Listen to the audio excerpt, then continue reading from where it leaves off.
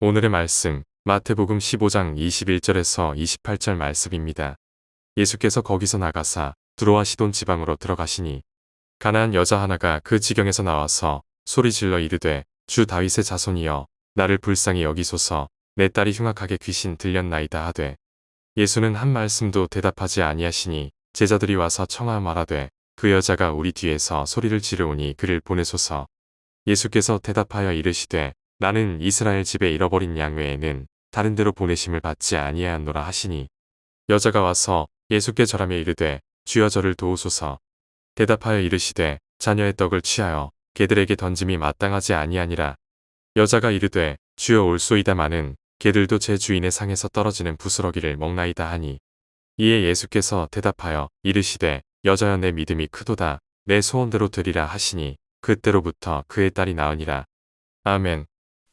예수님께서는 정결법 문제로 바리새인 서기관들과 논쟁을 벌이신 후에 거기를 떠나서 두로와 시돈 지방으로 들어가셨습니다. 여러분, 두로와 시돈 지방은 이스라엘 영내가 아닙니다. 경내가 아닌 거죠. 이방 지역입니다. 그러니까 유대인이 이방 지역에 간 것이죠. 여러분, 이것도 율법을 어기는 일입니다. 장로의 전통을 어기는 일이에요. 왜? 유대인들이 어떻게 이방인들과 접촉하고 함께 음식을 먹고 그럴 수 있겠습니까?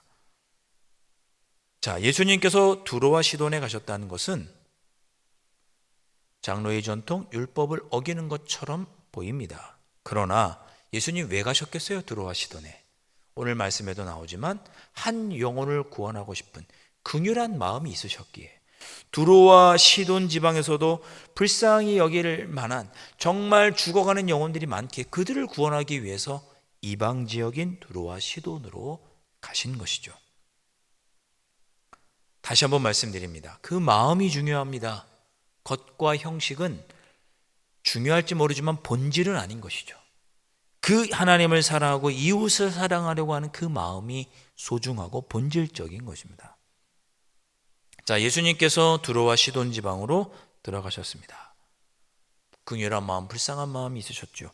자, 그런데 그때 가나안 여자 한 명이 찾아와서 예수님께 소리 지릅니다. 가나안 여자, 이방 여인이란 뜻입니다. 이방 여인이 예수님께 찾아와서 소리 질렀습니다. 이것도 이방인을 만나서 대화하고 이렇게 하는 것도 장로의 전통에 맞지 않는 일이에요.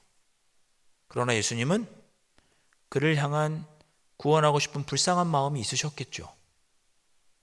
자, 그 여인이, 가나안 여인, 이방 여인이 예수님께서 뭐라고 소리칩니까? 22절에 보면 주 다윗의 자손이여 나를 불쌍히 여기소서라고 예수님을 부릅니다.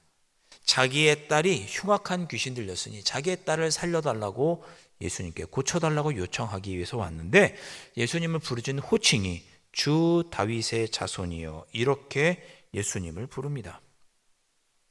이것도 놀라운 표현이 아닐 수 없죠. 왜냐? 바리새인과 서기관들은 예수님을 향하여 주님이라고 부른 적이, 다윗의 자손이라고 부른 적이 한 번도 없습니다. 그런데 이방 여인이 예수님을 주 다윗의 자손이라고 부릅니다. 그 여인의 마음속에 예수님은 나를 살릴 수 있는 메시아다 라고 하는 믿음이 있었던 거죠. 유대인이 아닌 이방인, 가나안 여인에게 말입니다. 앞에 우리가 어제 살펴보았던 서기관 바리새인들과는 완전히 대비되는 그런 여인의 모습이 아닐 수 없죠.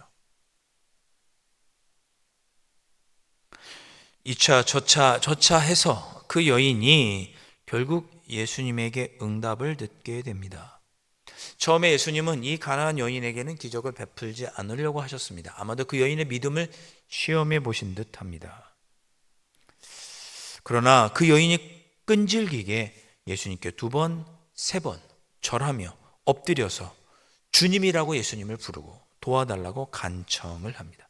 스스로 자신을 개라고 낮추면서까지 자기 자신을 정말 개들도 주인의 상에서 던진 걸 흘린 것을 먹는다고 말하며 자기를 개처럼 낮추면서 예수님의 도우심을 간구할 때 예수님은 그 여인을 보고 그 믿음을 보고 예수님, 주 다윗의 자손 예수님에게 가면 내 딸이 살 수 있을 것이다.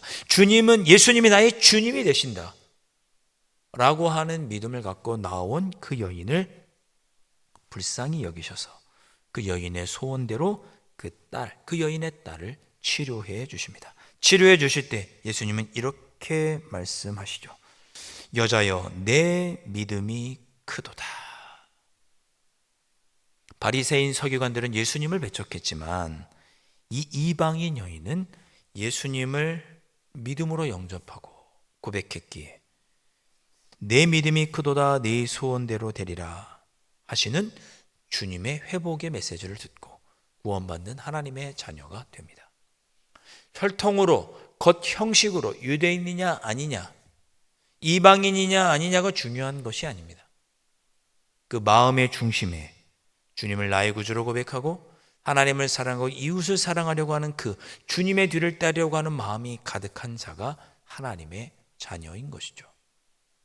그러니 오늘 이 본문은 앞에 읽었던 정결법과도 연결이 되는 그런 말씀이 되겠습니다. 사랑하는 성도 여러분, 다시 한번 말씀드립니다. 신앙은 형식도 중요하지만 더 중요한 것은 그 본질적인 믿음, 하나님을 사랑하고 이웃을 사랑하겠다고 하는 마음, 예수님처럼 누군가 이웃을 사랑하는 마음, 불쌍히 여겨주는 마음, 나의 주님이신 예수님의 뒤를 따르겠다고 하는 마음, 그분만이 나를 회복시킬 수 있다고 하는 그 믿음을 가진 자가, 그 믿음이 있는 사람이 하나님의 자녀가 되고 구원받은 자녀입니다. 그것이 우리의 신앙의 본질입니다. 오늘 말씀을 통해서 나의 신앙의 본질적인 모습을 다시 한번 되새겨보시고 우리의 주님의 이름도 다시 한번 고백해보시고 주님만이 나의 삶을 회복시킬 수 있고 나도 주님처럼 불쌍히 여기는 마음으로 주님의 뜻을 이루며 주님의 길을 따라가는 삶을 살겠습니다. 결단해보시는 그런 이 새벽이 되시면 어떠실까 싶습니다. 오늘 그런 마음으로 기도하시고 일평생 신앙의 본질을 붙잡고 믿음의 삶을 살아가시는 여러분들 되실 수 있기를 주님의 이름으로 축원드립니다.